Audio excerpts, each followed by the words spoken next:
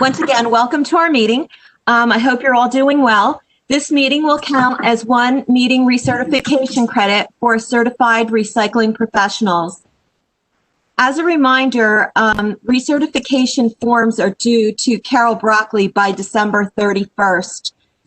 Please, if you're not sure if you're on this rotation, please email Carol and she can let you know if you are. That's her email address, and I will have it at the end of the presentation. I'm going to ask you all to please stay on the meeting until the end, as I will tell you how to confirm your attendance at that time.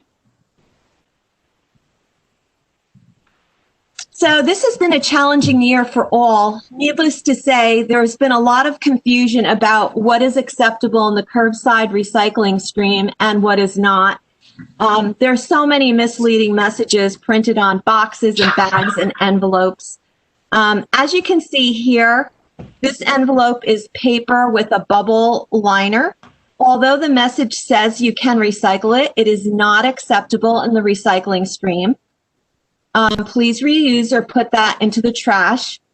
The other photo is a paper envelope with ground flaked paper fiber pieces as padding. Unfortunately, this is not acceptable in the recycling stream either. I'd like to thank our hand model up there for these questions. I love questions from recycling coordinators. If you find something that doesn't make sense or you're not sure about, please email or call us. I'm sure others are questioning those misleading statements also. Here's another paper envelope with the bubble padding. It's just in a different color. Also not recyclable. What about those grocery bags and packaging pillows? If they're clean and dry, you can take those to retail stores that have a bin designated for plastic bags and plastic film. I understand that some stores are not collecting plastic bags and film during COVID. My local ShopRite is collecting these items. The plastic bag with the smiley face right here has the correct message. Hallelujah. So what about the recycling symbol? So many people get confused when they see the recycling symbol. This makes them automatically feel that these items can go into the curbside recycling bin. Unfortunately, that's not always the case. EPS, expanded polystyrene, is not acceptable at the curb. As you can see here, there's a number 6 in the recycling symbol, but that doesn't mean that this material is acceptable at the curb. Consumers are overwhelmed with many types of foam packaging. So the rule of thumb, when in doubt, throw it out. I never thought I would say that. Also, please follow recycling guidelines. What about all those meal prep kits that are very popular, especially with so many people trying to stay away from shopping at stores during the pandemic? Unfortunately, the messages on many of these kits are very misleading. 100% recyclable, recycle me. I mean, these companies want you to believe that you will not be creating a lot of waste when using these kits, that everything can be magically recycled. Is their marketing team comprised of wishful recyclers? Excuse me. I think it's greenwashing. As you can see, there are so many issues here. Plastic wrapped inserts for cooling, right up here, and ice packs, a plethora of plastic film and plastic bags that wrap each individual product for the ease of use. And they also have tiny plastic containers that are not recyclable, no matter what the message implies. So as you can see, this neatly stacked, disassembled packaging from one kit is problematic. Foil-backed cardboard, not acceptable. Plastic bags, not acceptable. Twine, none are acceptable at the curb. And what about the cardboard that comes in contact with liquids or has food residue? So I'm asking everyone just to be aware of misleading messages. So let's see. So I had some other questions. I thank the Grammar Queen for asking about the following packaging. So every queen deserves Kerrygold butter on her scones, but this queen was concerned about that shiny coating on the box of butter, and it's similar to the box of toothpaste, and wanted to know if it's acceptable in the recycling stream. So, Your Highness, thanks for this question. The answer is yes. These chipboard boxes are indeed recyclable. Eric Gabrielson of Republic Services explained to me that if I'm able to rip the box and there's no heavy plastic film on it, it is acceptable. So that is my spiel about unacceptable and some acceptable. The bottom line about all of this is please have residents follow the recycling guidelines. If you have questions, don't hesitate to call us. So right now, we're going to have Larry Gendorf show a video. Now, I don't know if you were on and saw some of the amazing work that he's done. We have a lot of wonderful additions to our website. So Larry, you would take it away, please. Hello, everybody. I hope you're doing wonderfully today and recycling responsibly. Me, I'm exhausted from a bad night of sleep because the covers were twisted and tangled around my legs. It reminded me of a problem we have with recycling we call tanglers. Tanglers are items that get twisted and tangled inside the recycling equipment and cause major problems. Items such as strings of Christmas lights, plastic strapping, garden hoses, metal wire, and even plastic bags all tangle the equipment and must be kept out of the recycling stream in order to keep it flowing correctly. So we ask you to help us recycle responsibly by keeping tanglers out of the recycling.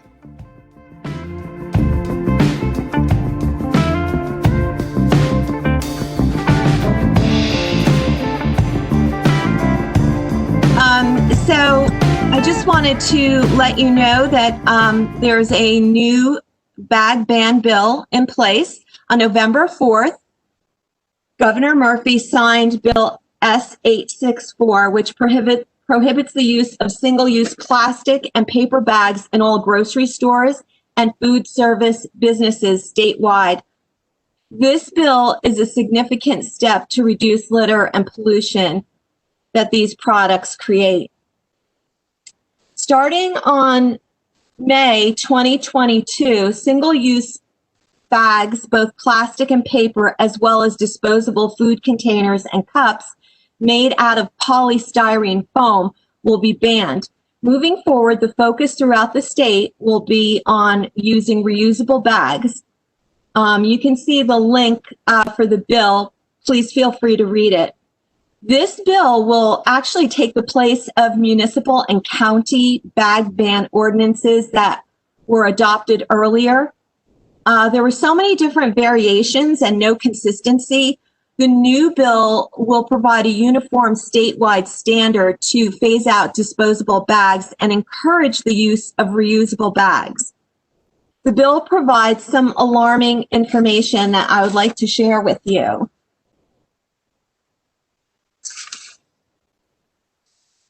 An estimated 100 billion single-use plastic carryout bags and 25 billion styrofoam plastic coffee cups are thrown away in the United States each year.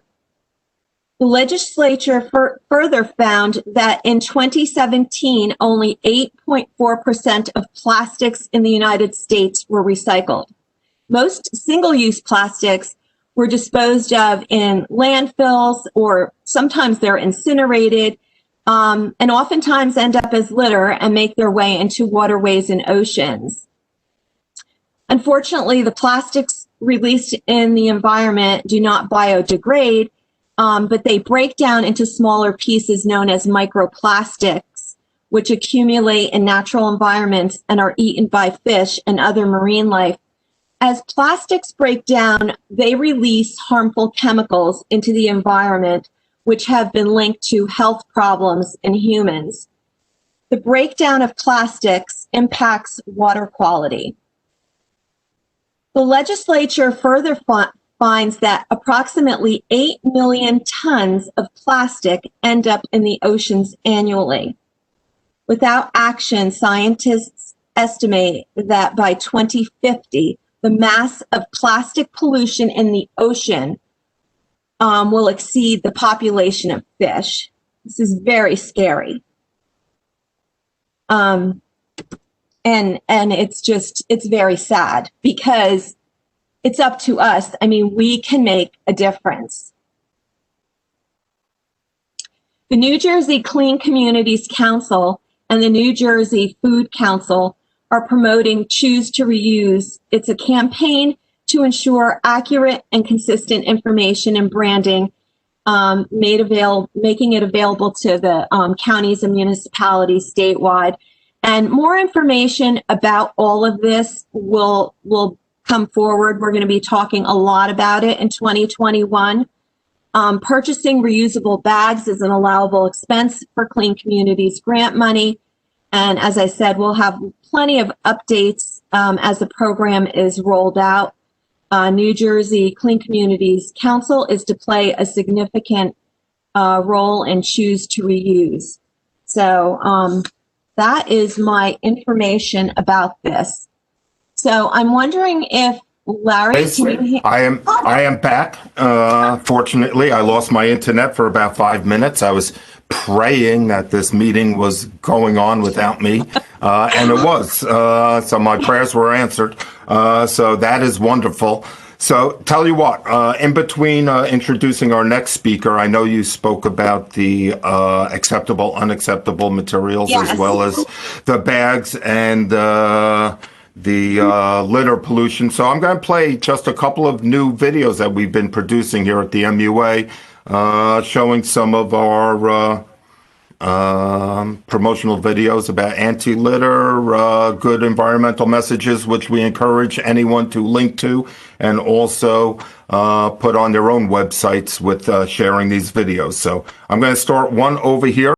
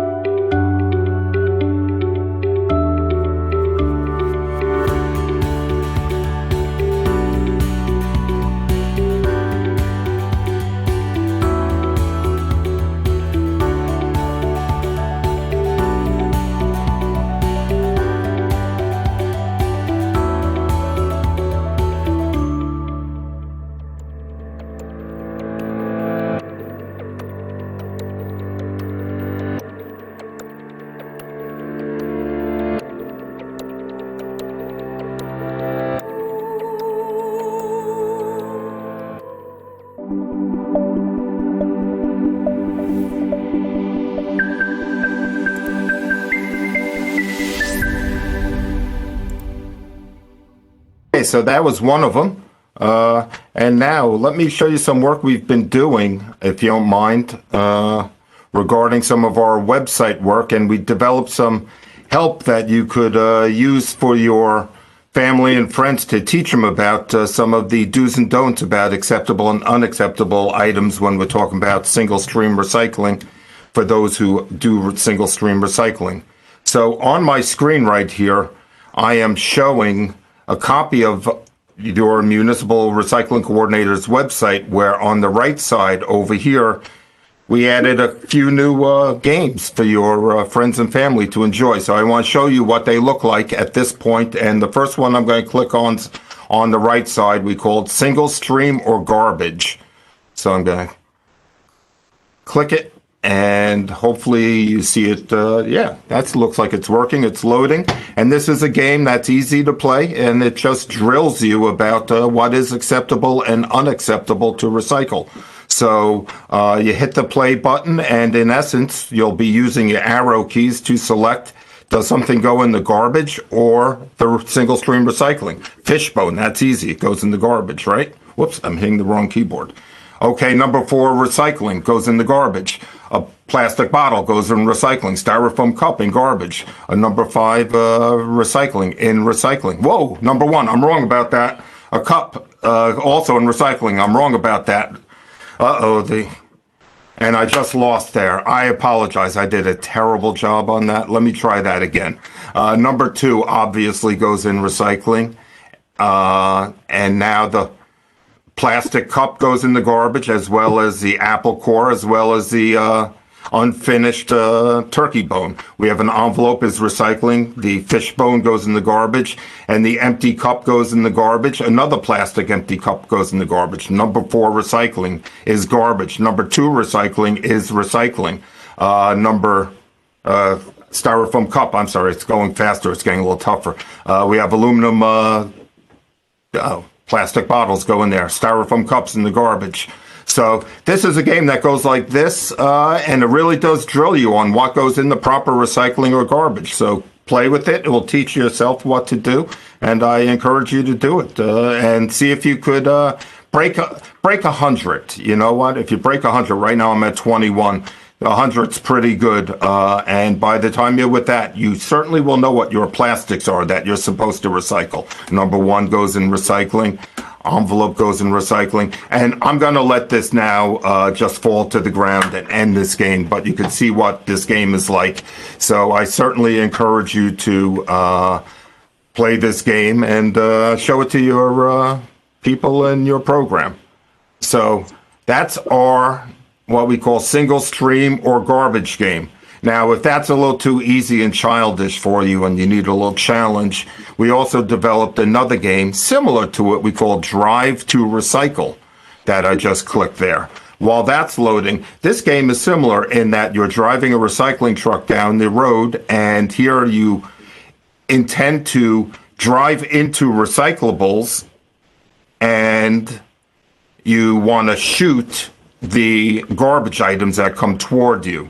And so here you'll see we have a little road here. I'm moving my little recycling truck, and my intent is there are some nozzles. I'm going to shoot them. I'm going to collect the bottles. I'm going to collect the aluminum can, collect the milk carton, collect the number 5 recyclable. I'll collect the bottle. I'll shoot the utensil, shoot that utensil, collect the paper, shoot the utensil, collect the bag, shoot the hangers, shoot the utensil. I'll collect the number 1 PET, shoot the hanger, shoot the plastic bags, never recyclable. Collect the paper, collect the envelope, collect the paper bag, collect the piece of paper, collect the aluminum can, collect number 2, collect number 2, shoot polystyrene, collect number 5, collect that, shoot the card. Whoa, it's getting tougher now. It's getting faster. I made a mistake there. I'm going to let those go. I'll lose a few points, but I'll collect the toilet paper roll, shoot the cup, shoot the other cup, shoot the PVC, collect the PP, collect that, shoot the apple core, collect the paper. I will shoot the cup, collect that. I only have 2 lives left, 1 life left. And that's my high score. So there you get the game. It's Drive to Recycle. You can figure out what to recycle and what to goes in the garbage. It really does help you, being the recycling professionals, really drill on this stuff. And it's fun for your friends, family. So over the holiday season, it's cheaper than a new Nintendo game. Did they even make those? Am I aging myself? But so anyway, enjoy that. With that, I'm going to hand the meeting back over to Liz at this point. Okay, and James, are you with us? James Deacon? All right, I'm here, coming to you awesome. live from the Mount Olive transfer station. Oh, awesome. How's everybody doing? James. This is James Deacon, our solid waste coordinator. Thanks so much, James, for for actually joining us today. And you just let me know when to advance these slides. Okay. How's everybody doing? I'm James Deacon. Liz put together some slides for me, so I'm just going to quickly go through them and then just go through some topics. If there's any questions, please ask as we go. So go ahead, Liz. Obviously, people know we have a transfer station located in Mount Olive in Parsippany. I just wanted to go over some inspections that happen at the transfer station and some unacceptable materials at our transfer station. Obviously, Liz has some pictures there: asbestos, any type of medical waste, red bags, bloody gauze, anything that doesn't belong in the garbage, white goods that are recyclable, your ovens, your kitchen stoves, stuff like that, and obviously radioactive material. That also includes the mandated recyclables: cardboard, paper, bottles and cans, tires. Right now, we still accept at the Mount Olive transfer station in a different container. Soon that'll be moved to Parsippany again when the construction is finished down in Parsippany. Go ahead, Liz. Obviously, Anthony's going to go into our household hazardous waste program, but that obviously household hazardous waste does not belong in the regular trash. Computers, monitors, televisions, the 6 mandated e-waste products can also be recycled in a lot of towns at their depots. We also have a container at an HHW facility. Based on appointment, you can bring that stuff up to us to recycle properly. And same thing with the hazardous waste that Anthony will get into. You book an appointment online Tuesday, Fridays, or Saturdays to bring that stuff to us. Oh, that's it. Just wanted No, you can continue, James, if you have more to say. I just wanted to get your information up there, but go ahead. I appreciate it. Just some news and notes that you guys will probably receive from Anita that was sent out a couple days ago. Our tipping fee for 2021 is going up to $101.50, which is basically a 1.75% increase from the $99.75 that it was this year. Also wanted to mention, we're still in a COVID pandemic here. So if towns do get phone calls with questions or stuff for our transfer stations, if you could forward the residents to our website. Obviously, we have the best website in the world. Either forward them to the website or to the main office for questions. Try and keep them away from the scale houses to reduce the amount of calls we get at the scale house. And that's all I have. Okay, awesome. Thank you so much, James. Thank you, guys. I appreciate it.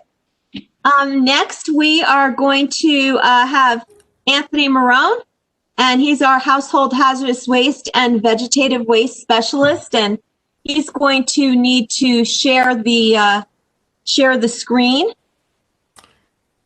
Tell you what, Liz, while Anthony's getting that set, why don't I show our quick hazardous waste video that we have that people could also certainly promote on their own websites.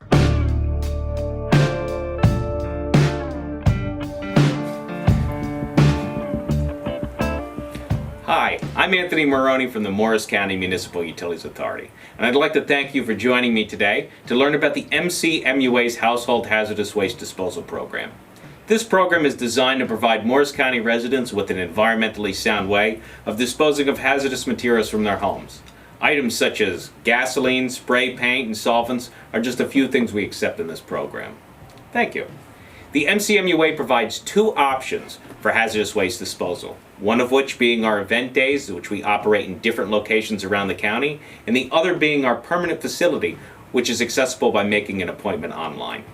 For more information on how you can dispose of your hazardous waste, and to see a list of what we accept in this program, please visit our website at mcmua.com. Again, thank you for joining me for this MUA Minute, and for properly disposing of your hazardous waste. Perfect. Okay, everybody, welcome. As you've heard, I'm Anthony Maroney, and I wanted to speak to everyone here today about some program updates we had with both our hazardous waste and our vegetative waste programs. So first, we're going to start off with our hazardous waste program. As some of you may have heard, we have a new online scheduling system, and we also have a new phone line extension. So first, I want to talk about the new online system that we have here. You can find it very easily just by going to our website, and this will allow you to schedule your HHW appointment online. So you no longer need to call our number to schedule an appointment. You can still do so if you don't have the ability to get online, or you have a resident who is unable to do that in one of your towns. But it's very easy. You could do it right on the website. It's right on the home page there, as you can see by the arrow. Here. You can see it right here. That'll lead you straight to our HHW scheduling page, where the resident can select which type of appointment they're looking for. So we offer appointments just for Morris County residents for the majority of our appointments, but we also do outside of Morris County, and we also do businesses, government, and institution waste as well. Again, most of the appointments that we make are for Morris County residents, and those are the appointments you're probably going to get the most calls about. But a lot of times you'll also hear somebody's moving away to a different state, or somebody's coming in, or you have those kind of off, kind of situations. Or you might have a business within town that's looking to get rid of a few small things. This is exactly where they could make that appointment. So for this example, we'll just assume that that person is a Morris County resident. They could go in, they could select the date and the time that works for them from the appointment list. So right here, we can say that that person's coming in December 15th at 9 o'clock. All right, and then once they're there, they fill out all their information. Right here, you can see the ghost of Albert Einstein is actually delivering several uranium rods that he stole from Brookhaven National Labs. He'll go in, complete his appointment. He can show us some pictures. And then once he's all done, he can actually go and get a appointment confirmation page sent to his email. This will pop up. He can add it to your Google or your phone account, and it'll remind you 24 hours in advance of your appointment, so you won't forget. On the back end, we could actually see those appointments, and we could view what is actually being brought to us and actually vet those people if they are bringing us something that we don't accept. In this case, we could actually go in and cancel his appointment because we don't accept radioactive materials. We could give him an explanation right through the email and even get his phone number and call him. So it really streamlines the process a lot better. This way you could go in there at your ease. You could type in everything that you want, because sometimes people forget that they're going to bring several different things. And when they come up to the facility, they're like, oh, I forgot I had this. And it winds up being something that we can't accept. So everything's right there. They signed it and it's ready to go. So like I said, it really streamlines the process a lot better. We also have a new general phone hotline. Previously, people used to call several different numbers at the MUA trying to make appointments. This just kind of makes us a lot better. So for any of your residents that want to give us a call, we could answer a whole bunch of different questions just by calling this one number. So the 973-829-8006 number will allow that same resident to answer any household hazardous waste questions. By dialing 1, you'll actually hear a whole pre-recorded message that would help them understand that we now do appointments online. But if they still want it, they keep going through the phone prompt system, and the phone will ring inside the office where we can answer that call. We'll also be able to answer any transfer station questions, solid waste questions by dialing 2. 3 is for missed recycling, 4 vegetative waste, and 5 is general questions that we're not able to answer within those prompts. So if they have something about water they want to know, they could dial 5, or just another general question. So again, that really streamlines that process a lot better by dialing that one number. So that's what we have to do with the hazardous waste program. Underneath that is the electronic waste program. So I wanted to really get into the semi-annual reporting that needs to be done. A lot of times, you guys are really good about filling out the semi-annual reports, but some of the towns still have some questions. Figured I'd give them a little bit more information on this. But either way, anybody who collects e-waste is still mandated to, in their municipality, is still required to fill out the semi-annual report. In this last reporting period, we had about 10 towns that still didn't fill out the reports with the state, requesting that we help them try and get these reports together. There's several times, there's still a few outstanding of municipalities that still need to fill that out. But we thought that we would just go over this to remind you of your mandate. If you recycle e-waste, these are the reporting periods. So January 1st to July 1st with your report due the following month in August. June 30th to December 31st with the report due February 1st. This is just an example of what I fill out when I do my report for the Mount Olive facility. It's very easy. To whom it may concern, please see the attached information, the signed form right up here, and the reporting form right there. I relabeled it so they can't miss it, and you just send it right over to the state. Gentleman Daniel Clark, if you haven't talked to him already. This isn't mandated to send to him, but he's the same person who collects it here. And this is just James, and then Frank Morella, since Frank's in our plan. So takes me literally 5 minutes. The report's already filled out by Frank. The certification form, this last round, was already filled out by Frank and Tricia from MRM Recycling. So all you had to do is just really send this in. So again, it won't take you more than 5 minutes to fill this out and just review it. If you have any questions on the e-waste program, this is the state's website. You can view how to submit your report right here, aside from what I'm telling you today. Gives you the instructions on how to do it again in detailed format. Here's the form if you didn't get it already from Frank, but generally, this is for anybody who isn't in a plan. If you're not in a plan, you don't have somebody filling out the report for you, you'd have to find it here. So some of the municipalities that aren't in our program, you're required to still fill out that form and you can find it here. And this is where the certification form is as well. For those of you that are questioning whether or not I actually have to fill this out, I wanted to show you the regulation that actually states this under the Electronic Waste Management Act. So right here, it's saying that any government unit that collects electronic devices must actually report them. So you're required to do that under state law. Now, would the state fine you? Most likely not, but they still want to get this in compliance. So they really just want to educate. So if you have any questions, feel free to call Daniel. This is Daniel's information over at the DEP. He is a great guy. He's willing to help you guys out, in any way that's possible. So again, that's his information there. For any of you that are in our plan, and this is Frank Morella's contact information. Again, you should see if you're in our plan. Normally, Frank sends this information out the middle of the month.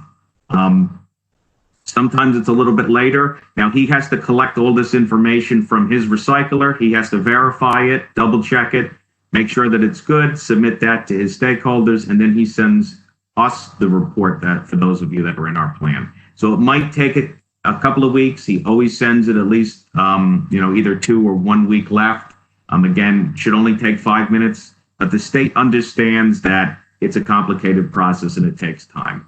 They're not going to do anything if you're a day or two late. Even if you're a week late, they don't mind, just as long as it gets sent in.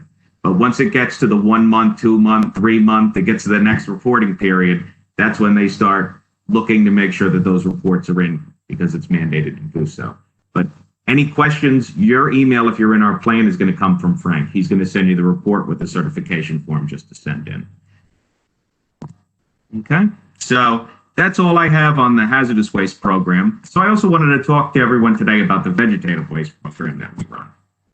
So for those of you that don't know, Class B and Class C materials cannot be commingled at our facility. So Class B being brush, woody debris, tree parts, limbs, those kind of things, and Class C being leaves and grass clippings. While Class C materials can be brought to our facility commingled, they cannot be mixed with any Class B materials. So a lot of times we'll see situations like in the bottom. While I understand it's hard when you pick up a residence material and they might have brush mixed with grass, mixed with leaves at the beginning of the season, we are actually trying to help you guys out. And what we did was we made this educational pamphlet for you guys to distribute. It'll be in PDF form, but we're also getting it made printed. And we will give that out to you, the municipalities as well. So hopefully you could send that out and try and educate the residents in your town. In the top, we have acceptable brush and how it should be left on the curb. Can be bundled, could be put in a plastic container. And while we don't prefer it, it can be kept in a bag. A lot of times, I haven't seen a bag since that's actually said that you can accept brush in the bag. Normally, anytime you go to Home Depot or Lowe's or Ace Hardware, those bags all say for grass and leaves. It can be put in the bag, but generally the problem is when it comes to our facility and it's on the curb, it's rolled. We can't see in the bag. You guys can't see in the bag, so it's thrown in the container just as say a Class C material. So what happens a lot of times is when it comes to the facility, let me show you here. This is just an example of a load that came inbound to our facility. They're mixed together. And what happens a lot of times is our guys have to go and separate all that and actually put them in different piles.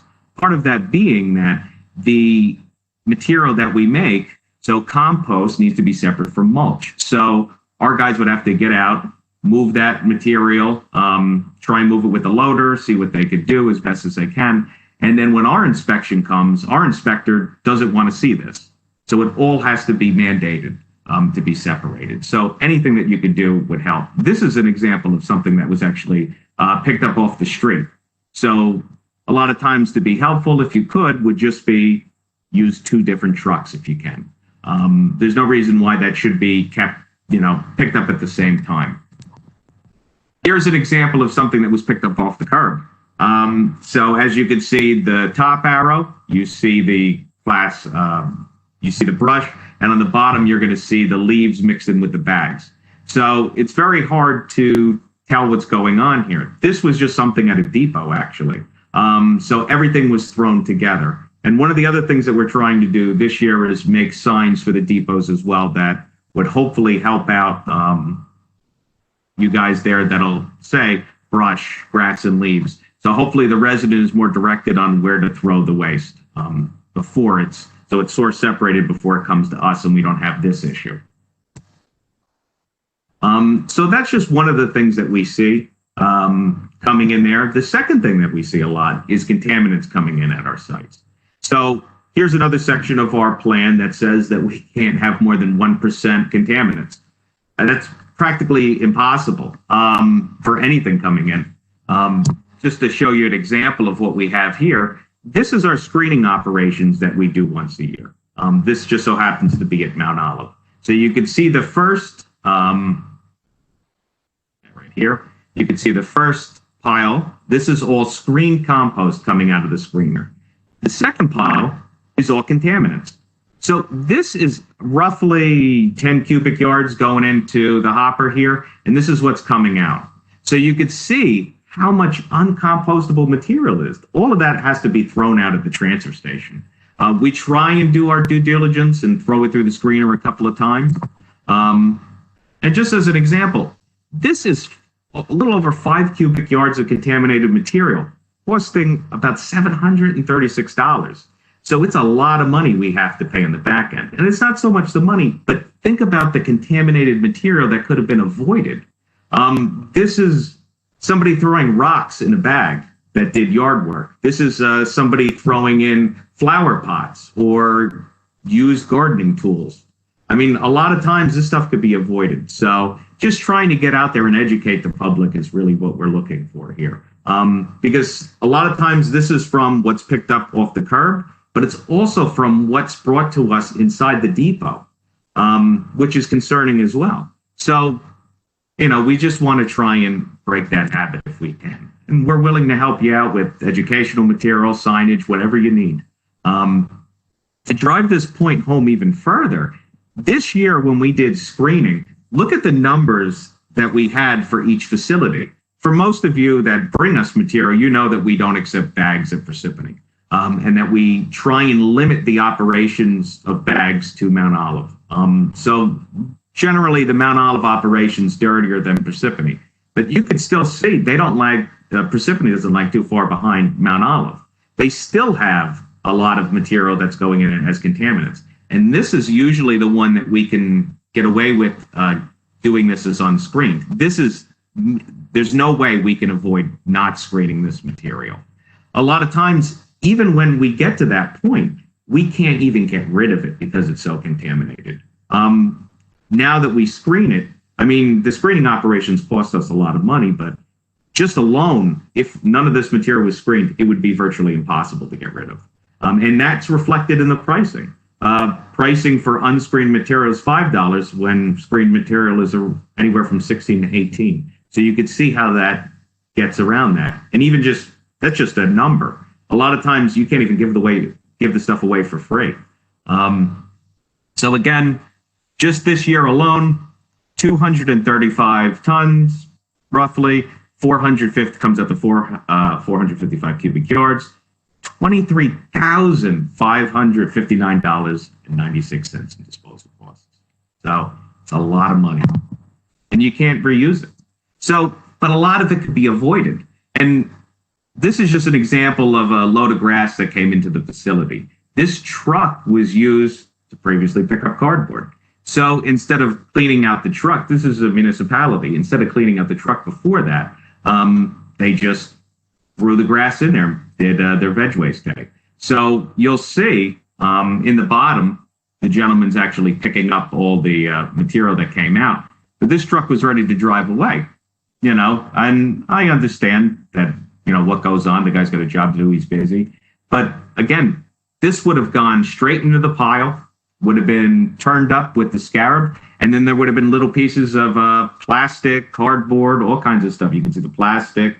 These are the plastic nailing Amazon shipping containers here.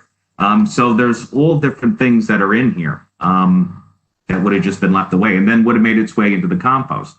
Part of this reason why we're talking about this today is that both of these sites are now enrolled in two different programs.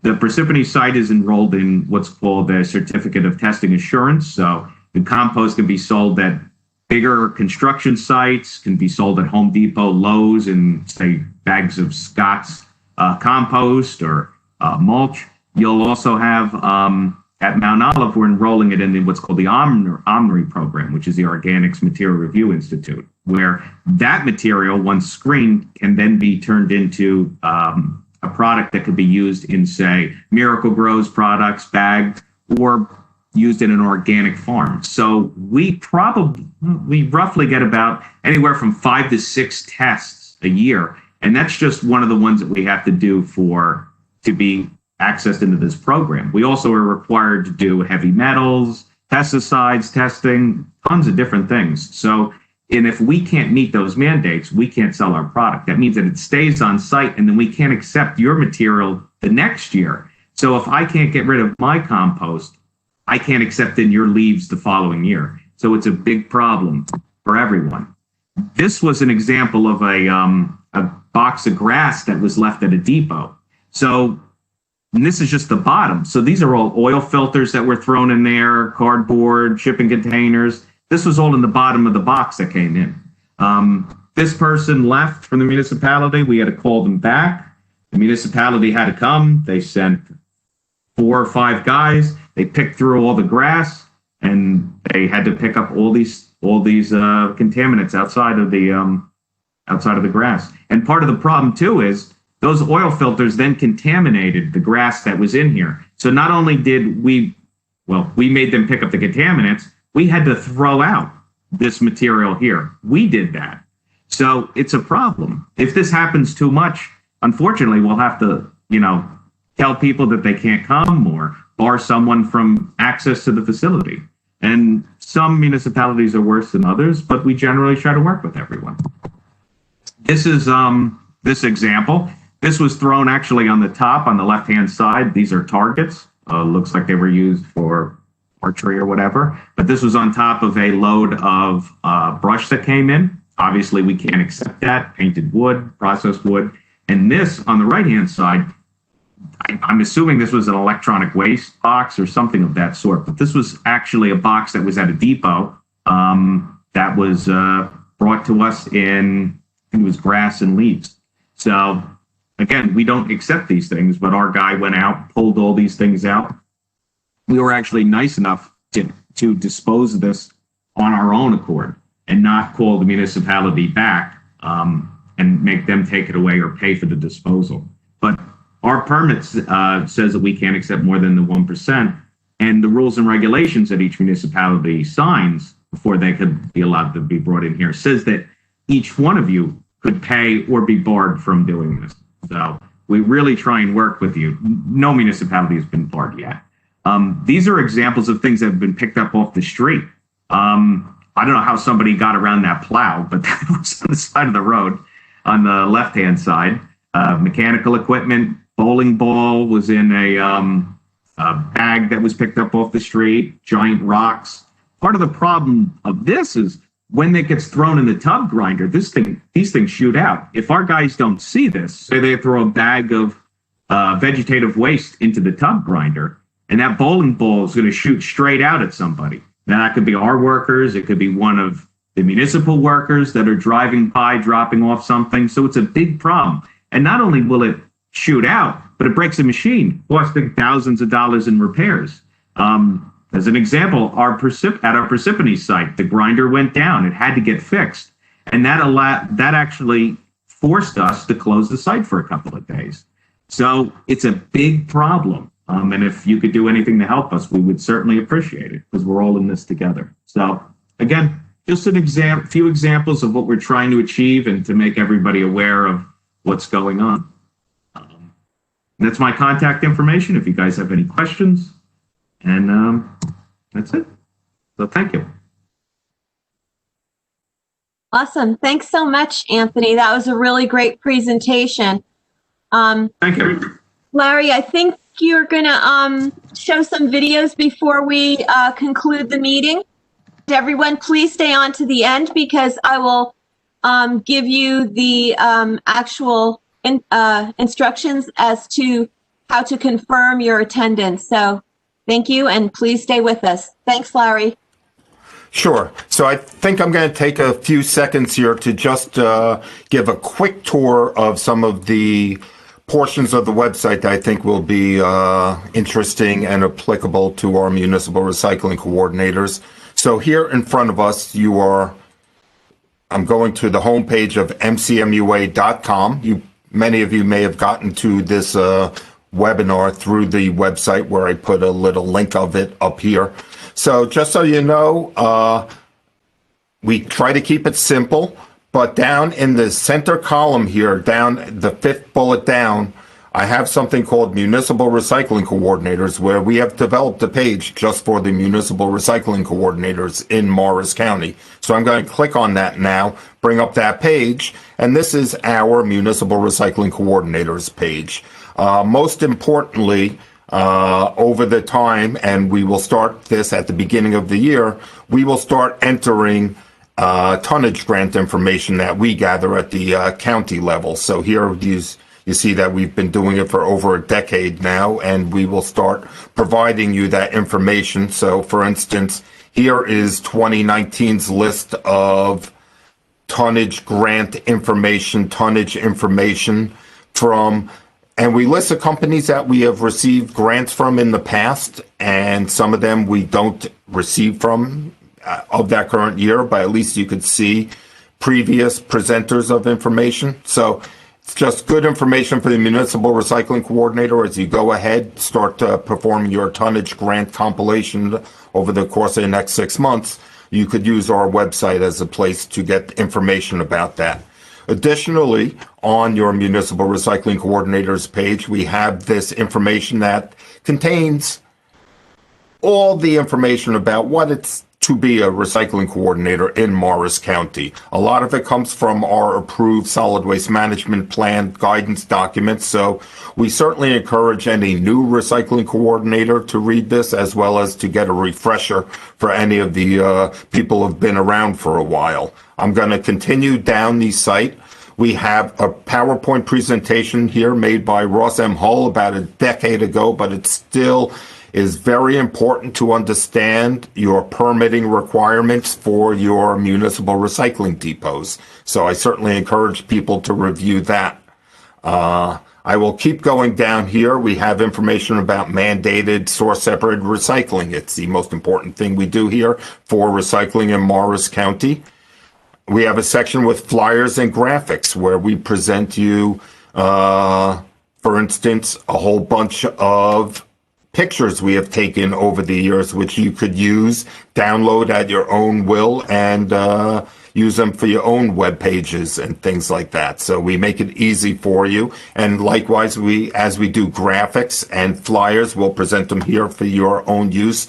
Feel free to grab them, steal them, put them on your website, and use them and get them into the public. As you could tell from today, we're very concerned with contamination and making sure the recycling stream gets and remains clean. So a lot of our information, I think, is good, concise information about that. So please feel free to use it.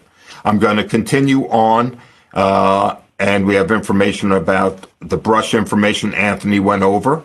Here's his flyer he discussed. And at the bottom here is a section about being a certified recycling coordinator, where we do present our agendas and listings of our previous meetings. For instance, here's a video from our past meeting, so you could go back and look at that, review it. And we also give you listings of the credits that you get for each meeting. So feel free to come to the Municipal Recycling Coordinators page. It's very valuable for everyone who should be on this call. So I'll take another couple seconds just to give you an outline of what else is on the MCMUA website. So at the top, we have our solid waste programs, where it's pretty much the crux of the Morris County MUA's mission, except for our water department. So we have a section on recycling, on garbage disposal, which is mostly about our transfer station. For people who use the MCMUA's collection service, we have a section on recycling collection. I'll quickly go to that and show you that, because in there we do maintain a calendar of all the curbside collection we do, where residents are able to use this Google Calendar and sign up and subscribe to it if they want, so they could get reminders in their own personal calendars. And then for each individual town which we collect, we do have an individual page where we show information about your collection program. So for instance, I'll go to the Morris Plains page, and here's their individual calendar showing their collection days, their individual materials with descriptions on it. And then we have developed, this is a new flyer we developed for single stream, which I think is very nice. And so we have an individual page for all our customers who we pick up curbside.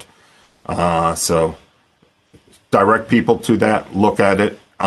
One thing I'd like to say is this information about the town information we provide, we ask you to look at it every now and then. If you have any updates, if any corrections you see, please let us know about it. Of course, I want to show you that I'm going to go back to the home page here. From the home page, we have a section called Towns and Governments here, where I pretty much have, I'm sorry, I pressed the wrong thing. Oh boy. You know what? I'm going to go on to hot topics where I list municipal programs. I'm sorry. Where I have a picture of a map of the county where you could click on any of the towns. Here I'll click on Alstown, Rockaway Township. And here we lead to our information about your individual town, what your curbside garbage is, what your recycling collection is, as well as if you have yard waste collection, bulky waste collection, and then if you have facilities in your town, like your depot. So once again, please review this information, print it out. If you ever have corrections on it, I suggest just printing it out and redlining it and then scanning it and sending it to Cheryl Birmingham, who will get it to me then, and I will make the corrections on this material. We try to keep it up to date, but it's not easy, as you could imagine. Additionally, on this map, we have little yellow dots that give you information about the recycling depots. So that brings you right there. That's something new with our website. So you could enjoy that. And finally, I I would just like to show you that our website also has information about household hazardous waste programs. This is the information Anthony discussed, where you click on that and you could go schedule a household hazardous waste appointment using one of these green buttons. It brings you to that household hazardous waste facility appointment scheduler. And here's an appointment open on 19th of December. I could pick a date and a time and then continue into schedule an appointment like I'm showing you there. So that's a great new advantage. I'm going to cancel this so I don't take up someone's slot by making a fake appointment here. I guess I got to click leave. And let me go back to the top. And we also have information about compost that Anthony was also talking about. So here's information about our programs about compost. And to close out at the top of the list, I just want to show our Clean Communities page that we've been working on for many of you Clean Communities coordinators. We're developing a whole bunch of new videos related to that, and we have a new mascot, our McLean Turtle family. I know Penny Jones was a big fan of the turtles, and so I believe we have really done this with her in mind. So that we have some nice turtle videos coming up in the future for everyone to look at. So I think that's all I want to say about the website. Let me just show you, as I'm speaking about turtle videos, one I'm really embarrassed to show, but I guess I will show it. It's our new comic cartoon series we're developing for Clean Communities called Cleans, because they are Morris County Clean Community Turtle representatives. I don't know what more I could say about it, but let me try to turn that on for you, and let's get going with this video.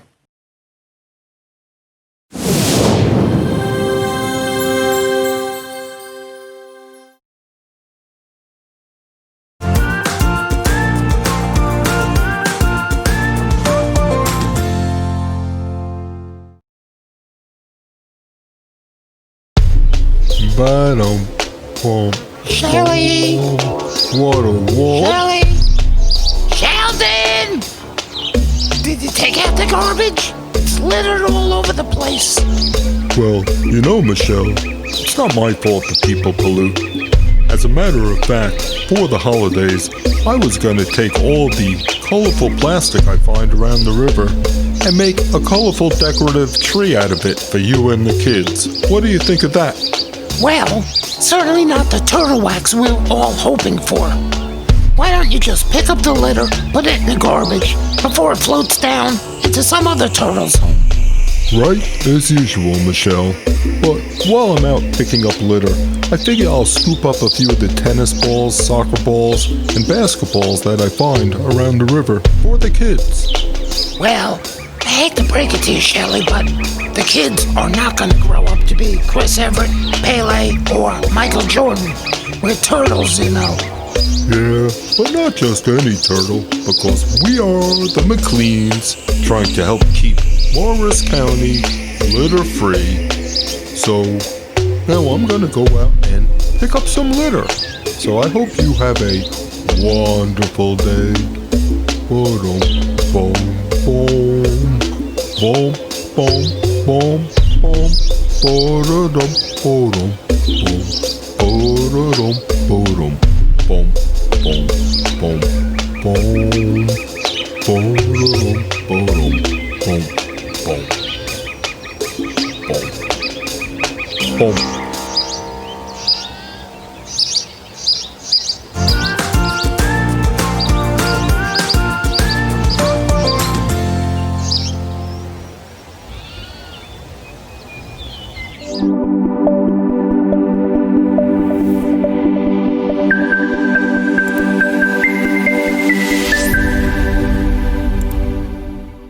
So once again, that is the pilot for that, and look for hopefully a full season of episodes related to the McLeans, and as we develop a cartoon series, you could include that encourages proper waste management, recycling, sustainability, and environmental stewardship throughout Morris County. That I believe these turtles will be an excellent carrier of the torch for us with clean communities. So it's going to be fun. It's a little embarrassing, obviously.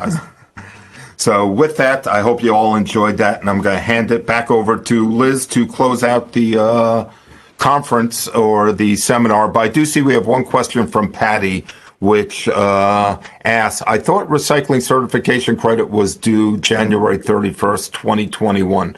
Did I understand you said it was due by December 31st, 2020? And with that, Liz, I'm going to make you the presenter again and hand it over to you to answer that and say goodbye. Okay. So we are going to send out an email about it. Patty and everyone who has questions, we'll send out an email once again with Carol Broccoli's information. Today's meeting is counts as one meeting credit for CRPs. This is what I'm going to ask you to do is please email Cheryl Birmingham to confirm attendance. This is her email address. Once again, here is Carol Broccoli's email address, but we'll send out an email with regard to getting your list of credits to Carol Broccoli. Today's meeting is worth one meeting credit for CRPs. Please email Cheryl to confirm attendance at ca.birmingham@co.morris.nj.us. Our next Municipal Recycling Coordinators meeting will be on February 17th, 2021.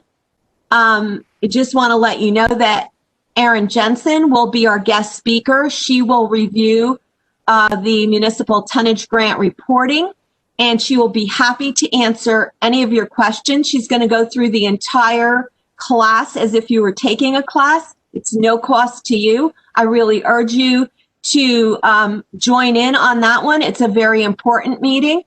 Once again, thank you for joining us, and I wish you and yours good health and a very happy new year. Thank you. And please subscribe to our videos and give us a big thumbs up. Don't forget, I need subscribers. Please help me. Thank you, and everyone. I want to also thank Larry for all of his fabulous videos and the wonderful website that he keeps just making it better and better all the time. And thank you to our speakers today, Anthony and James as well. Thank you all. Okay. Be good, everyone.